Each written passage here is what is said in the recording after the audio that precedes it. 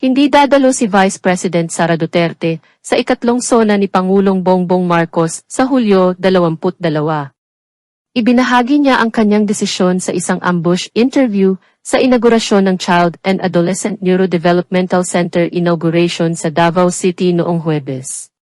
Pinangalanan din ng Vice Presidente ang kanyang sarili bilang designated survivor. Sinabi ni Vice President Sara Duterte na hindi siya dadalo sa ikatlong State of the Nation Address ni Pangulong Ferdinand Marcos Jr. sa Hulyo 22. Ibinahagi niya ang kanyang desisyon sa isang ambush interview sa inaugurasyon ng Child and Adolescent Neurodevelopment Center sa isang ospital sa Davao City noong Huwebes, Hulyo 11. Hindi ako dadalo sa SONA, sabi ni Duterte, ayon sa ulat ng Inquirer. She also briefly explained, I am appointing myself as the designated survivor. Ayon sa GMA Regional T, ang designated survivor sa United States ay isang taong itinatago sa isang hiwalay na lokasyon upang matiyak na may upo sa pagkapangulo sakaling ang lahat ng matataas na opisyal ay humarap sa isang sakuna na insidente habang sila ay nagtitipon sa isang malaking kaganapan. Ito ang unang pagkakataon na hindi dumalo si Duterte sa SONA ni Marcos mula nang manalo ang kanilang tandem sa 2022 election.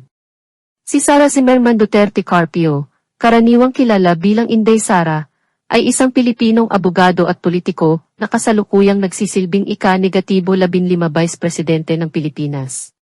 Kilala siya sa pagiging ikatlong babaeng Vice Presidente, pangatlong Vice Presidente mula sa Mindanao, at pinakabatang Vice Presidente sa kasaysayan ng bansa.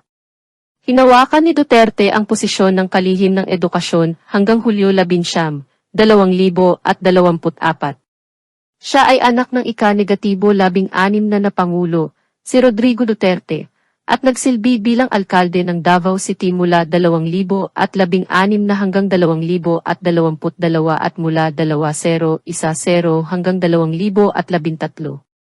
Bukod pa rito, siya ay Davao Vice Alkalde ng lungsod mula 2007 hanggang 2010. Sa wakas ay sinagot na ni Vice President Sara Duterte ang mga tanong tungkol sa peklat na nakita sa kanyang liig. Sa tinatawag ng mga journos bilang /scar, una itong napansin ng publiko noong Hunyo 12. Noong una, sinubukan ng mga mamamahayag na makarating sa kanyang opisina, ngunit nabigo silang makakuha ng sagot tungkol sa peklat. Sa isang video na naipost sa Facebook, tinugunan ng Vice Presidente ang peklat sa pagsasabing, sinubukan nila, ngunit nabigo akong laslasan. Sa isa pang kwento sa politika, sinabi ni Pres.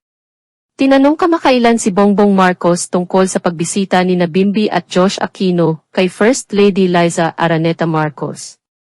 Noong Martes, Hulyo 9, bumaba ang mga anak ni Chris Aquino sa opisina ng unang ginang at binigyan siya ng pasalubong. Pagkatapos ay sinabi ng Pangulo sa media na ang dahilan kung bakit binisita ng dalawang Aquino ang kanyang asawa ay para personal na pasalamatan ito para sa kanyang tulong sa kanilang mga kaayusan sa paglalakbay. Binigyang diin din ng pinuno ng bansa na ang kanyang asawa ay kamag-anak ng mga Aquino.